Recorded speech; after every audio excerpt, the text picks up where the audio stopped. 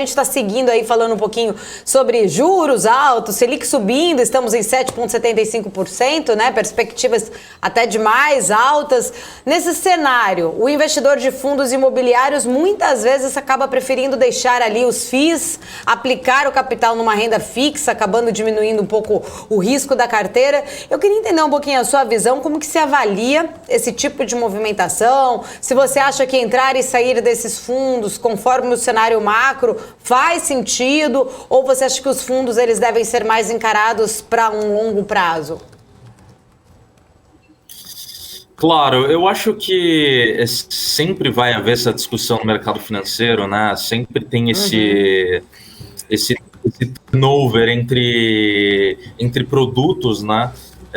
Visto que o investidor sempre vai considerar os produtos de investimento do mercado financeiro, dos mercados financeiros, de um ponto de vista de custo de oportunidade, né? E com isso, obviamente, dado as variáveis macroeconômicas, eventualmente determinado produto vai se tornar mais atrativo frente a outro, o que não necessariamente é um problema. Isso é bastante comum nas inversões de ciclo, né?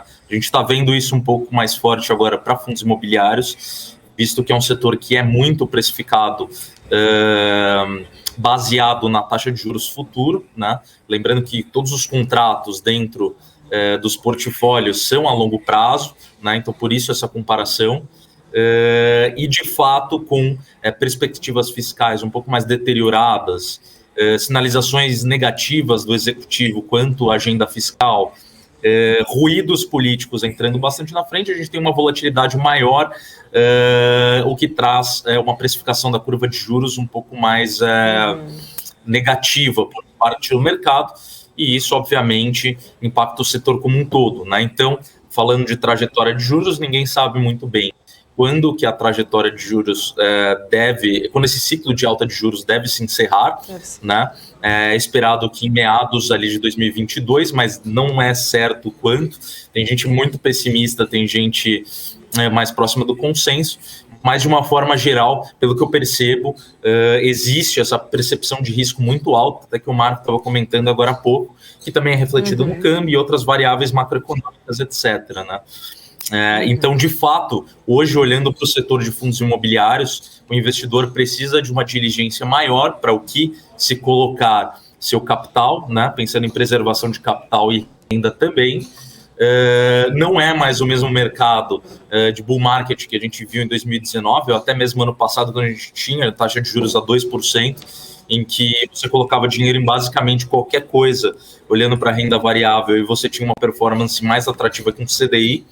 Hoje o cenário é um pouco mais difícil e exige com que as teses sejam mais sofisticadas ali para o investidor, e que o investidor também tenha uma diligência mais sofisticada para a alocação do seu capital, né? Buscando esse retorno mais atrativo, mais robusto frente a outros produtos que oferecem um risco menor em si, né? Então, olhando para a classe, mesmo historicamente apresentando uma volatilidade de cerca de 1/3 do Ibovespa, é uma classe que tem sofrido bastante, principalmente por conta das especificidades da pandemia, né? Então, quando a gente pega o setor de shoppings, por exemplo, é um setor que teve que fechar alguns meses desde o início da pandemia, até mesmo esse ano, né, na onda mais brusca que tivemos a última, e lajes corporativas sofrem com dois grandes problemas, né, que é quando vai voltar, quando as atividades presenciais vão retomar,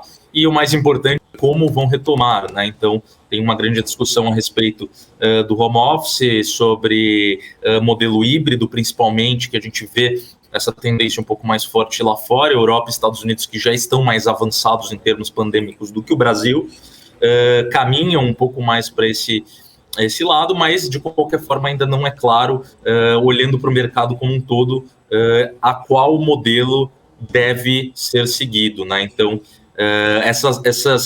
esses pequenos entraves, obstáculos, acabam prejudicando a capacidade do investidor de previsibilidade, né? E isso traz, obviamente, um mal-estar para o mercado como um todo, para o investidor de renda variável como um todo, tanto institucional quanto pessoa física, né, Paula?